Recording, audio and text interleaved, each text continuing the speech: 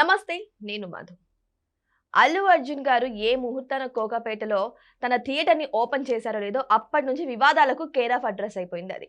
అయితే ఇప్పుడు సరికొత్తగా మరొక వార్త వైరల్ అవుతుంది. ఏంటి అంటే కేవలం పురుషులకు సంబంధించిన డైరెక్టర్స్‌ని, హీరోస్‌ని మాత్రమే అక్కడ ఫ్రేమ్‌లో వేయడం జరిగింది. మరి మహిళలు ఏం చేశారు అంటూ మరొక వివాదానికి తెరలేపారు. అసలు ఏం జరిగింది ఈరోజు మనం తెలుసుకుందాం. ప్రస్తుతం మనతో పాటు ఉన్నారు సీనియర్ జర్నలిస్ట్ డాక్టర్ దుర్గా వర్లమాని గారు. వారిని అడిగి మరిన్ని విషయాలను తెలుసుకుందాం. నమస్కారం. నమస్తే అండి మేడం. అల్లు అర్జున్ గారు నిజంగానే అనిపిస్తుంది ఏ ముహూర్తాన్ని ఓపెన్ చేశారేమో గానీ వివాదాలకి కేర్ ఆఫ్ అడ్రస్ అయిపోయింది. తను రిలీజ్ చేయాలనుకుంటున్నటువంటి మొదటి సినిమా కూడా పోస్ట్ పోన్ అయిపోయింది. సో ఇప్పుడు చూస్తే మహిళల గురించి ఒక వివాదం తెర మీదకి వచ్చింది. అసలు ఏం జరిగింది మేడం?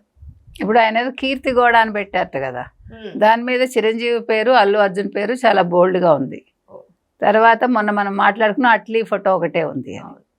ఇప్పుడు 95 సంవత్సరాలు అంటే ఆల్మోస్ట్ ఒక శతాబ్దానికి చేరువలో ఉన్నాం తెలుగు చిత్ర పరిశ్రమ.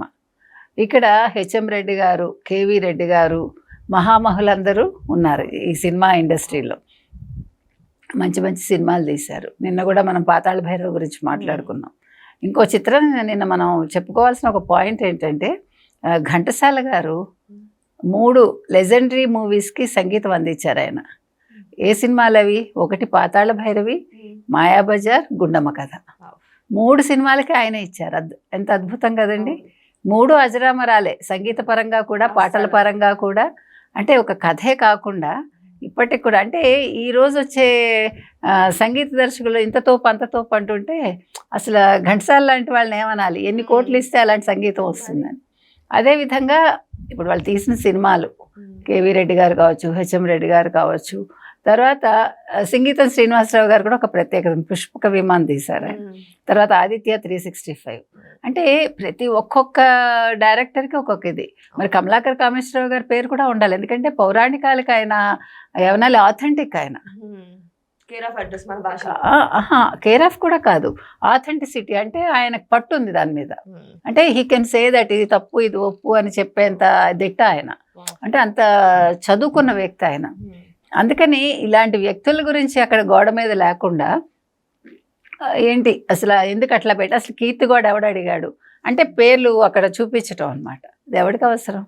అదే కాకుండా మీరు తీసుకుంటే భానుమతి గారు, మనం ఎన్నిసార్లు చెప్పుకున్నా ఆవిడ ఒక మంచి డైరెక్టరు, ఒక మంచి ఏమంటారు ప్రొడ్యూసర్ ఆవిడ. తర్వాత పాడతారు, ఆవిడ నటి.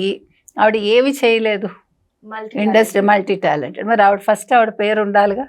తర్వాత సావిత్రి, ఆవిడ సినిమాలు నిర్మించారు. ఆవిడ జమున కూడా తీసినట్టున్నారు. తర్వాత వాణిశ్రీ, అసలు ఒక హీరోయిన్గా ఒక ఐకాన్ అంటే వాణిశ్రీ. అసలు వినండి, ఆవిడ అసలు ఇప్పటికి కూడా వాణిశ్రీ చీర కట్టుకోవడం కానీ, వాణిశ్రీ పెట్టుకున్న నగలు కానీ మా చిన్నప్పటి నుంచి మేము చూసాం. అంటే మేము కొనుక్కునేవాళ్ళం. అసలు అదొక ప్రత్యేకత ఆవిడది. ఆవిడ అసలు చూడండి ఇప్పటికి కూడా మీరు ఆవిడ సినిమాలు చూస్తే మీకు ఎట్లా కట్టుకోవాలి, ఎట్లా నగలు పెట్టుకోవాలి తెలుస్తుంది. హెయిర్ స్టైల్స్ కూడా ఆవిడకి చెప్పింది ఒక వ్యక్తి, దొరికాడు నాకు, నా అదృష్టం అదని. ఆవిడ నల్లగా ఉన్నాయి ఇక్కడ, రంగు అనేది అసలు హీరోయిన్కి అదొక ఆభరణమే కాదు అని ఆవిడ నిరూపించారు. అంటే ఆవిడ కట్టు పొట్టు, ఆవిడ నటనే ఆవిడకి ఆభరణం. ఆవిడ మేకప్కే 4 గంటలు పట్టేది. అందుకని ఆవిడ ఎన్టీ రామారావు గారికే చెప్పేవారట, అన్నయ్య గారు నేను పొద్దున్నే వచ్చి చేసుకుంటాను, నేను ఈ టైంకి కానీ షూటింగ్కి రాలేనంటే వారు అందుకు పర్మిషన్ కూడా ఇచ్చేవారని చెప్పారు ఆవిడ. అంటే ఆవిడ తన్ని తాను మలుచుకుంది. మ్యాక్స్ కంపెనీ నా గురించే వచ్చిందంటే మేకప్కి సంబంధించి ఆవిడ చెప్పింది, నన్ను బతికించింది. అలాంటి లెజెండ్స్ ఫోటోలు అక్కడ ఉండాలి కదండి.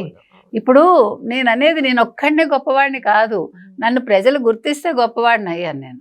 ఇప్పుడు పుష్ప అనే సినిమా, మన సినిమా హిట్ అవ్వాలని కోరుకున్నాం, కానీ ఆ కథ ఏదో పెద్ద గొప్పదని మనం చెప్పం కూడా.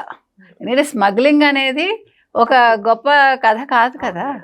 కాబట్టి పుష్పలో అతని యాక్షన్ బాగున్నంత మాత్రాన అల్లు అర్జున్ మించిన వాడు లేడని కాదు కదా, ఎవరి గొప్పతనం వాళ్ళది. కాబట్టి థియేటర్లో అందరి పేర్లు పెట్టుంటే బాగుండేది. అంటే దర్శకులుగా, తర్వాత నటీమణులు, నటులు. ముందు నటీమణుల పేరు పెట్టండి, తప్పేంటి? దర్శకుల తర్వాత నటీమణుల పేరు పెట్టండి. చిత్ర నిర్మాతలు చాలా ముఖ్యం. అవును, నిర్మాతలు, దర్శకులు, నటీమణులు, నటులు, తర్వాత హాస్య నటులు, అట్లా పెడితే మీ థియేటర్కి అందం వస్తుంది కదా. అది చూడటానికైనా జనాలు వస్తారు. ఇప్పుడు మీరు ఫస్ట్ సినిమా పోస్ట్ పోన్ అయింది కదా, మీరు రిలీజ్ చేయాలనుకున్నారు. అసలు ఇవన్నీ ఎందుకు, మంచిగా నేను థియేటర్ మెయింటైన్ చేస్తాను, లేదా డాల్బీలో చాలా హైయెస్ట్ ఇది అంటున్నారు అక్కడ టెక్నాలజికల్ పరంగా. సో మరి అలాంటప్పుడు అల్లు అర్జున్ ఎందుకు ఇంత కాంట్రవర్సీకి గురవుతున్నాడు అంటే ఈగో క్లాష్ ఆయనకి, అది కూడా మనకు తెలియదు. ఎందుకంటే మనిషికి ఎదిగే కొద్ది ఈగో పెరగకూడదు, అది నేర్చుకోవాలి. నిజమే మేడం, ఇదే ఎక్కువగా వినిపిస్తుంది. ఆయన ఎందుకు ఇలాంటి తప్పిదాలు చేస్తున్నారు, ఎందుకు ఒక డిసిషన్ కాకుండా ఇలాంటి రకరకాల డిసిషన్స్ తో వైరల్ అవుతున్నారు అని కూడా చాలా న్యూస్లు వస్తున్నాయి. మరి అంటే మనం నేర్చుకోవాలండి, తెలుసుకోవాలి. మీరు గొప్పవాళ్ళు మీరు అనుకుంటే సరిపోదుగా. ప్రజలు మీకు గుర్తించినప్పుడు దాన్ని నిలుపుకోగలగాలి. ఇప్పుడు మీరు థియేటర్ పెట్టారు, ఎందుకు ఒకళ్ళ పేరు 2 పేర్లు పెట్టడం, ఒక్క ఫోటో పెట్టడం, అసలు ఇవన్నీ కాంట్రవర్సీలకు దారితీస్తాయిగా.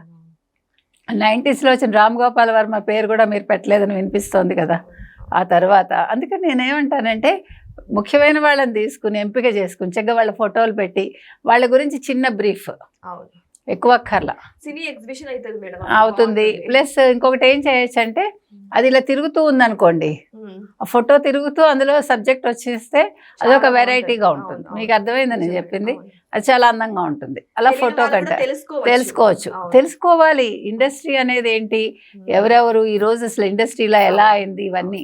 సో అల్లు అర్జున్ లాంటి వాళ్ళు నేర్చుకోవాలండి. ఇప్పుడు మనిషికి ఎప్పుడు అహంకారం పనికిరాదు.